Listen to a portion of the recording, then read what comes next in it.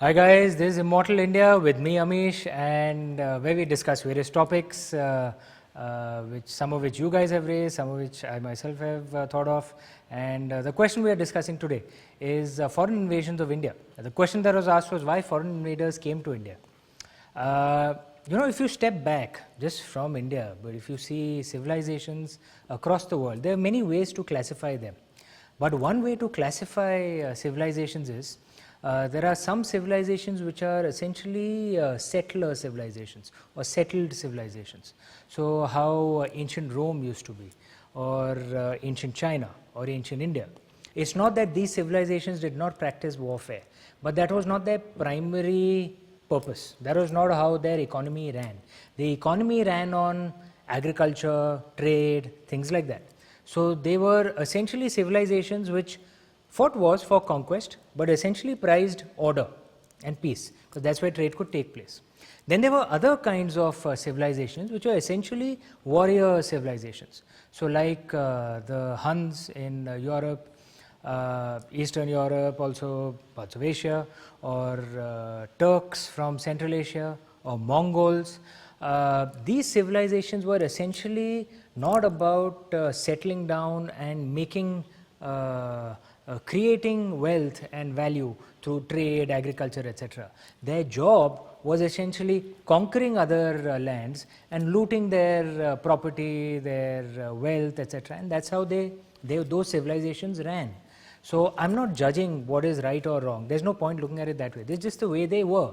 So when Turks or Mongols or Huns, when they went out, when they marched out with their armies to conquer other civilizations, it was like they were going to do their job. That's it. It was their job to go and fight, conquer, kill, pillage. And again, I'm not judging. It's a way two different civilizations were.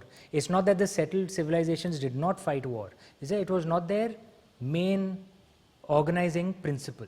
The main organizing principle of the warrior civilizations, or at times the nomadic civilization, was primarily conquest. So if we see it from this perspective, obviously India would be classified among the settled civilizations. We were more focused on agriculture, trade, commerce, things like that. And all settled civilizations, whether it was China, India, the Arab world during the Abbasid times, the Roman world, they were always attacked by invaders for wealth, looting, money, land, women, etc., slaves. So India was among those which suffered foreign invasions. The key thing is to see it from a different perspective. Not that we suffered foreign invasions. That wasn't so extraordinary. But the fact that we used to beat back almost every foreign invasion till around the 10th, 11th century. And after the 11th century, koi bhi raah chalta invader used to come and defeat us. Okay? We used to lose consistently and repeatedly. And as a civilization today, we have not been introspective enough to figure out why is it that we could defeat almost every foreign invader who came to our lands before. Many of the Hun invasions, Alexander for example, he wiped out Persia, but he just fought a few minor kingdoms in our borders and he was pushed back again. Many of the ancient invaders could not conquer us. Post 11th century, when the Turks started coming, and then post that the Europeans, every invader used to kind of break through. So we need to analyze, why was it that we could beat back those civilizations? Why was it that we couldn't beat back civilizations later? I have a theory. I think one of the things that one of the reasons why we started losing repeatedly was that our birth-based caste system emerged, which ended up dividing our society. We lost our merit-based. Every civilization has a hierarchy. But as long as that hierarchy is fluid, as long as people can rise or fall, as long as it's not based on birth, then that society has strength. Once it starts becoming birth-based, then you lose your strength. So that's why I've repeatedly said that fighting the birth-based caste system is not just the moral thing to do for us Indians. It is also the patriotic thing to do, because the birth-based caste system is what has weakened our civilization, so much so that we lost repeatedly to invaders over the last millennia. But before you get too pessimistic and too defeatist, I do want to point out once again that almost every other ancient civilization was wiped out. ancient Rome, ancient Egypt, ancient Greece. They're all museum pieces now. Central American, Persia lasted for all of just less than maybe 30 years. One of the greatest civilizations of the ancient era, Zoroastrian Persia. It lasted just for around 30 years when the Arabs attacked and wiped them out. But India, our civilization is still here. We lost a lot in the last 1,000 years, but there were strengths as well. I think some of the strengths was there was tremendous bravery. Our ancestors kept fighting.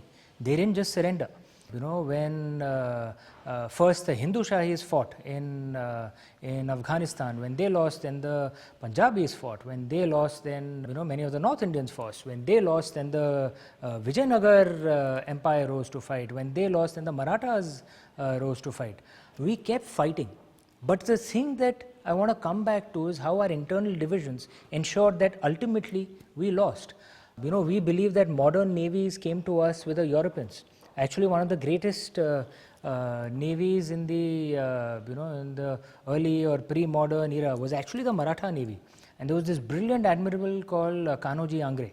And sadly, these stories are not taught to us, so we haven't learnt our lessons from it.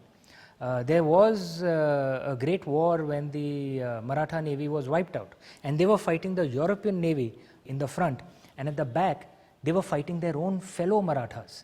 Our own internal divisions ensured that we kept losing repeatedly.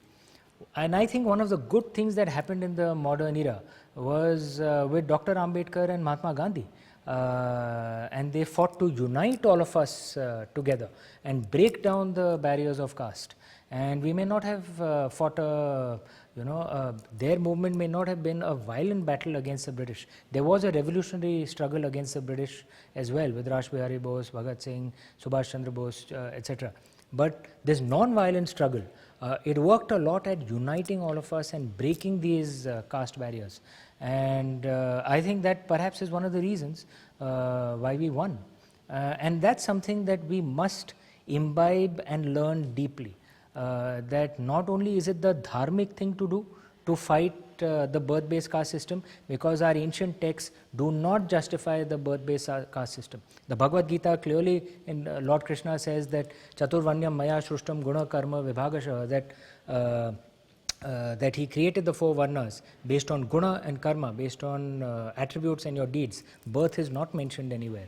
So not only is it the dharmic thing to do to fight against the birth-based caste system, not only is it the moral thing to do to fight against the birth-based caste system, it's also the patriotic thing to do.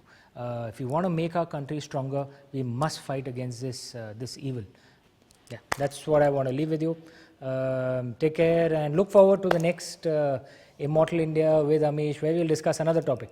Bye.